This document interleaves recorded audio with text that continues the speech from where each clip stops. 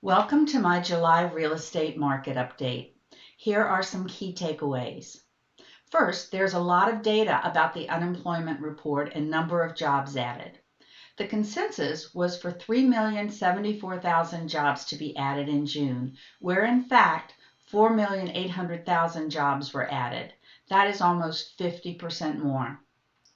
There's a lot of discussion about foreclosures and forbearances, where homeowners who have paused their mortgage payments. The amount of equity homeowners have puts them in a position to sell their home before foreclosure action is taken. There are a lot of buyers in the market, so homeowners do not have to let their homes be foreclosed on. Of all active forbearances which are past due on their mortgage payment, 77% have at least 20% equity in their home. Black Knight says the high level of equity provides options for homeowners, policymakers, mortgage investors, and servicers in helping to avoid downstream foreclosure activity and default-related losses. Think about it. If you have a $500,000 home with 20% equity, that is $100,000 of equity. You would go out and sell that home rather than let it be foreclosed on. It causes concern in the minds of many. A LendingTree study says 87% of home sellers are concerned their homes won't sell because of the pandemic and resulting economic recession. But there were 372,000 homes sold last month in the U.S. alone. That's a big number, 372,000 homes sold. Homeownership is still a main tenet of the American dream. People continue to get back out there and look at homes in person and virtually. Showings are continuing to rise. Year-over-year change in buyer viewing appointments is up 21.4%. Realtor.com reports that the housing market is in recovery, and Zillow's July report shows while listings are down 20.7% year over year and new listings taken are down 16.6% year over year, newly pending sales are up 18.8% month over month, and new listings taken are up 5.2% month over month. The National Association of Realtors shared their index of how the housing market looks relative to recovery. Based on demand, supply, price, and time on the market, shows a significant trend to overtake the February baseline with 95.8% recovery in the housing market as of the end of June.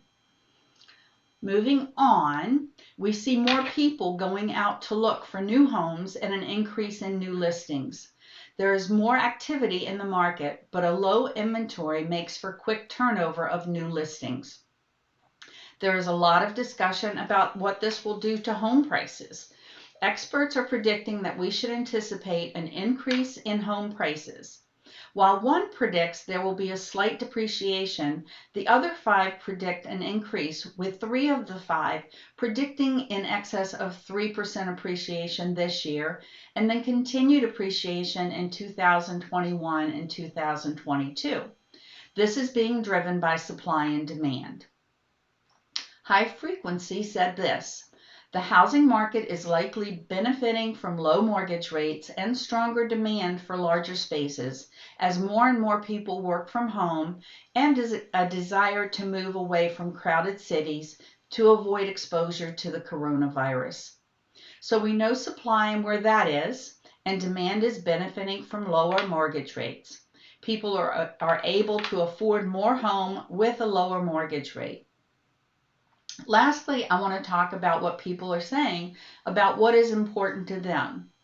Nearly 30% of respondents who live in a high-density urban area say that the pandemic is prompting them to want to move by the end of the year. This is more than double the rate of those living in rural parts of the country, where residents are much more likely to stay put than to relocate. Buyers are showing a greater desire for non-urban properties, with 16% preferring rural, 13% suburban, and 7% urban.